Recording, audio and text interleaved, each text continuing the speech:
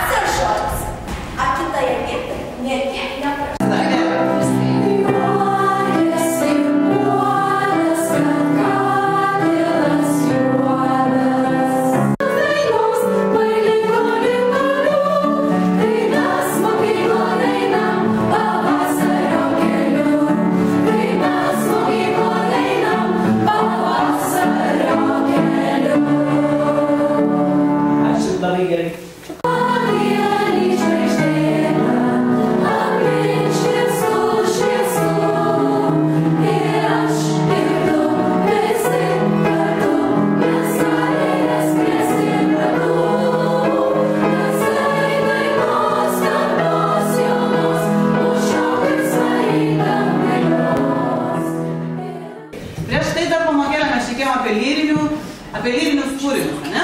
Kokius? Kas atsimenu? Marija. Nu, kas dainuodavo po langais mylimosiams? Kaip vadinasi? Serenados. Romansai, kurie dainuodavo mylimosiams po langais. Tai šios dienos mūsų tema irgi yra labai glaužiai susijusi su homofoninės muzikos kūrėjais. Ir šios dienos mūsų bus tema, kaip jūs jau matote, lietuvoje dainininkų balsai. Tikrai gerai žinomas.